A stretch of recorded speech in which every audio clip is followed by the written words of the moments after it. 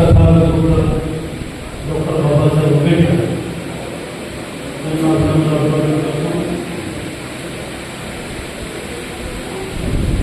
अखिल भारतीय आंबेडकरी साहित्य आणि संस्कृती संवर्धन आणि doctor Babasaheb Ambedkar national association of engineers शाखा अमरावती यांच्या संयुक्त विद्यमाने हा विशेष व्याख्यानाचा कार्यक्रम या ठिकाणी आयोजित केलेला आहे। या विशेष व्याख्यान कार्यक्रमाच्या आमचे मार्गदर्शक डॉक्टर विक्रम सर आणि त्यांचं व्याख्यान ऐकण्यासाठी आपण सर्वजण त्या ठिकाणी जमलेलो आहोत। त्याबद्दल डॉक्टर दोन किंवा तीन वेगवेगळे साहित्य संमेलन घेत असतो। व्याख्यानासारखे कार्यक्रम आम्ही आयोजित करत नाही, पण काय असतं आपल्याला माहीत आहे, ज्यावेळी संसदेचं अधिवेशन चालू नसतं आणि एखादी विशेष बाब कायदा करायचा असतो त्यावेळेस अध्यादेश काढला जातो आणि त्या अध्यादेशाला कायदा एवढंच महत्त्व असतं आणि पुन्हा कधी ते संसदेचं अधिवेशन भरतं त्यावेळेस त्या अध्यादेश संसदेकडून मंजूर करून घेतले जातात। तर अलीकडच्या काळात आमचं कुठलंही संमेलन नाही, पण आरक्षणाचं उपवर्गीकरण आणि त्या संदर्भानं आलेला विनिमय हा अनुसूचित जाती जमातीसाठी अत्यंत ज्वलंत मुद्दा होता आणि त्या मुद्द्याला अखिल भारतीय आंबेडकरी साहित्य आणि संस्कृती संवर्धन महामंडळाची भूमिका जनतेपर्यंत गेली पाहिजे आणि या मुद्द्यावर जनमत संघटित झालं पाहिजे आणि हे जनमत संघटित होण्यासाठी एका तज्ञ व्यक्तीकडून हा संपूर्ण विषय आपण ऐकून घेतला पाहिजे। ही आमची या व्याख्यानाच्या माध्यमातून असलेली इच्छा आहे आणि डॉक्टर सुखदेव थोरांच्या माध्यमातून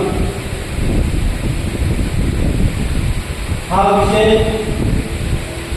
आपल्यापर्यंत पोहोचणार आहे। आपण त्यावर चर्चा चिंतन करणार आहोत। या विषयाच्या अनुषंगानं बोलण्यासाठी एका तज्ञ व्यक्तीची गरज होती। ती गरज डॉक्टर सुखदेव थोरात यांनी पूर्ण केली।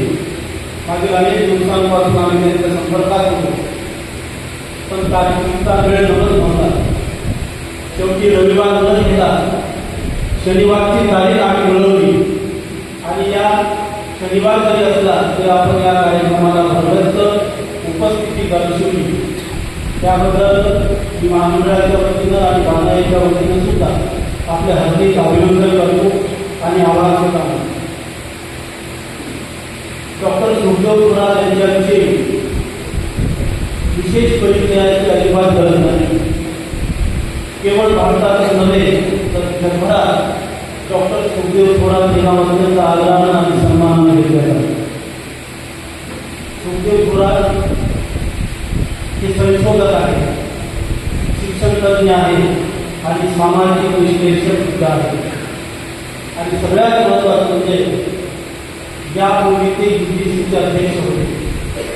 डॉक्टर बाबासाहेब आंबेडकरांनी केलेल्या संघर्षाचा परिणाम बघा की ज्या लोकांना शिकण्याची मुभा नव्हती, ज्यांना शिकण्यासाठी संघर्ष करावा लागत होता, त्या एका संस्थेचं अध्यक्षपद, ती संस्था संपूर्ण भारतभरच्या विद्यालयांना महाविद्यालयांना निधी पुरवते, त्या संस्थेचं अध्यक्षपद एका आंबेडकरी माणसाला राहिलं।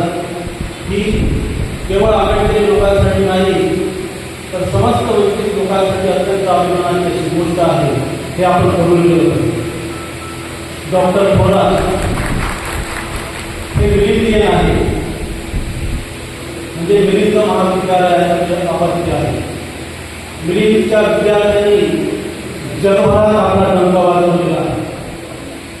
कुणी साहित्याच्या क्षेत्रात, कुणी संगीताच्या क्षेत्रात, कुणी चित्रपटाच्या क्षेत्रात, कुणी विज्ञानाच्या क्षेत्रात आंबेडकरी विचारांचा निळा झेंडा रोवलेला आहे.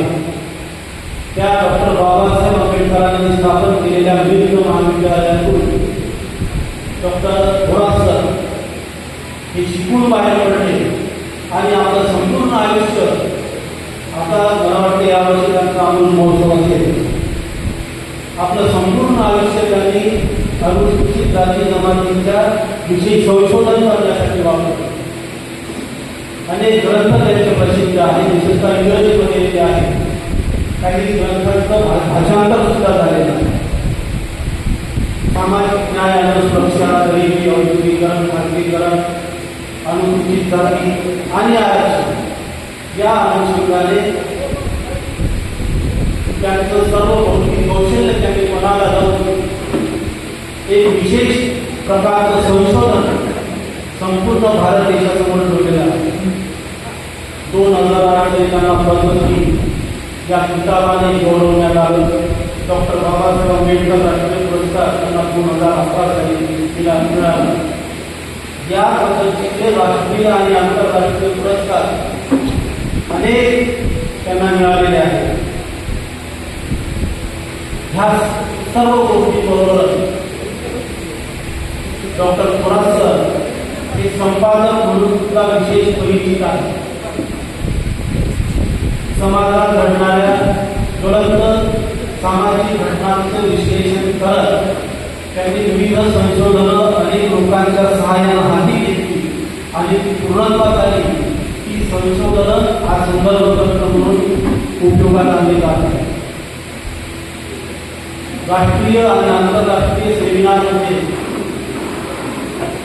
आणि विविध मासिकामध्ये वार्षिकामध्ये त्यांचे 70 पेक्षा अधिक रिसर्च पेपर सुद्धा प्रकाशित झालेले आहेत. असं हे कर्तृत्वाचा सुगंध त्यांचा संपूर्ण भारतभर पसरलेला आहे. असे डॉक्टर सुखदेव थोरात आज आपल्या विशेष व्याख्यानाची व्याख्याते आहे. ती तुमच्या आमच्यासाठी अत्यंत आनंदाची बाब आहे. आरक्षणाच्या संदर्भानं सर बोलणार आहे.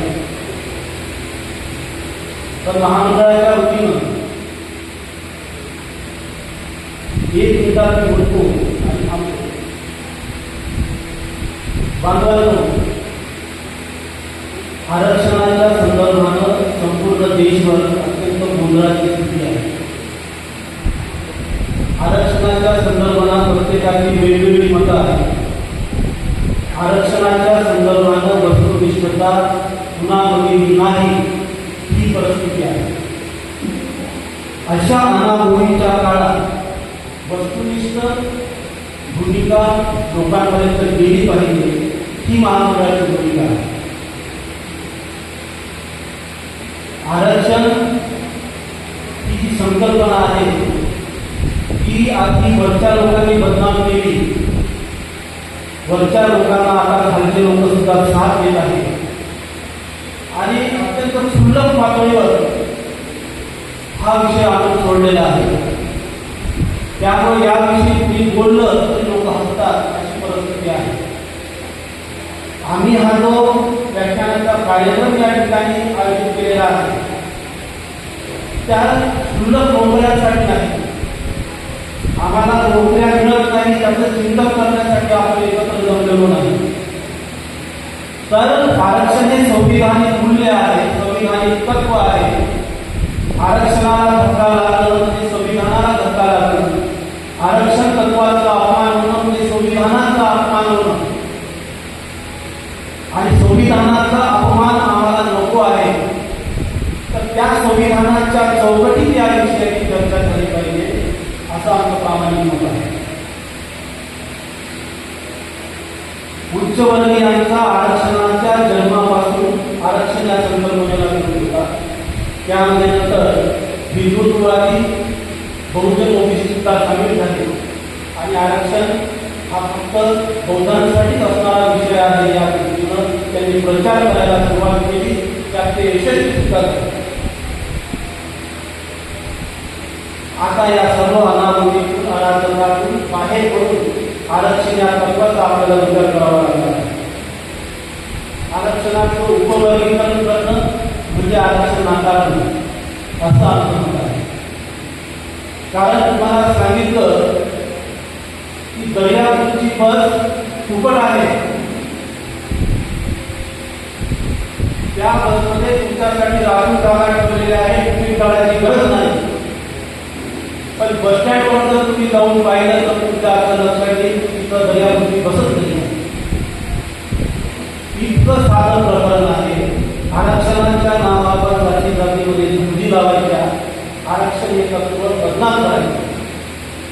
बदनामीच्या संदर्भानं मी या ठिकाणी नमूद करू इच्छितो की राष्ट्रीय स्वयंसेवक नावाची जी संस्था आहे ती व्यक्तीला बदनाम करते, ती विचारांना बदनाम करते, ती संस्थेला बदनाम करते आणि त्या व्यक्तीला इतक्या सुलभ पातळीवर आणून सोडते, त्या संस्थेला इतक्या सुलभ पातळीवर आणून सोडते की तो विषय तुमच्या काळाला हस्ताक्षर होऊन जातो आणि यासाठी हजारो करोड रुपये खर्च केल्या जातात. या सर्व गोष्टीचं फळ आज त्यांना मिळत आहे आणि त्यावर आरक्षणावर कुणीही बोलायला तयार नाही. अशा अनेक जाती आहेत ज्या जीव केला तरी हक्क आम्हाला आरक्षण पाहिजे. हे तुमच्या वेळेस केलेली आंदोलन आपण पाहत आहोत आणि या गोष्टीचा सुद्धा आपल्याला विचार करायचा आहे. आदिवासी समाजावर डॉक्टर बाबासाहेब आंबेडकरांनी अनेक उपकार करून घेतले आहे. आरक्षणाचं तत्व आहे की सामाजिकदृष्ट्या मागासलेपण सिद्ध झालं तर त्याला आरक्षण द्यायचं. पण आदिवासी हा घटक समाजाचा भागच नव्हता. तो जगला राहत होता, समाजापासून दूर होता. तरीही डॉक्टर बाबासाहेब आंबेडकरांनी त्यांना आरक्षण दिलं. या देशामध्ये फक्त अनुसूचित जाती ह्याच आपलं सामाजिक मागासलेपण सिद्ध करू शकतात, कारण त्या जाती अस्पृश्य होत्या आणि ही अस्पृश्यता त्यांच्या सामाजिक मागासलेपणाचं मूळ कारण आहे. म्हणून इतर जे आरक्षण आज मिळत आहे ते राजकीय महत्वाकांक्षातून मिळणारं राजकीय आरक्षण आहे. काळ बदलत असतो. आज आपल्या एखादं चिंतनशील सरकार जर स्थापन झालं तर माझा दावा आहे की या सर्व आरक्षणाची समीक्षा होईल आणि त्यांच्याकरता आपल्या बाबासाहेबांनी पाटका खंडामध्ये सांगितलेलं आहे तुम्हाला आरक्षण पाहिजे, तुम्हाला नव्हतं. 340 कलमांचा एका चुकीचा अर्थ या लोकांनी लावला की 340 कलम म्हणजे आरक्षण देणार कलम. या पद्धतीने त्याचा प्रचार करण्यात आला आणि त्या 340 कलमावर बोट ठेवली. म्हणजे तुमचं सामाजिक मागासलेपण दूर करायचं आहे तर तुम्हाला आरक्षण हाच शेवटचा पर्याय आहे. अशा पद्धतीचा प्रचार संपूर्ण देशभरात केला जातो. पण ते चुकीचा आहे. हमको सरांना बोलायचं आहे, आपल्याला ऐकायचं आहे. अजून एक गोष्ट की आपण जर नाम संविधानवादी आहोत, ते संविधान वाचलं पाहिजे, तर आपल्याला एका विशिष्ट राजकीय पद्धत ढकलून देणारे लोक आता समाजामध्ये तयार झाले. या उद्वेगातून ज्या आंबेडकरी साहित्यिकांच्या घरावर निदर्शन करण्यात आली त्या निदर्शनाचा मी महामंडळाच्या वतीने एक सामाजिक आणि सांस्कृतिक संस्था म्हणून तीव्र शब्दात निषेध करतो आणि सांगतो.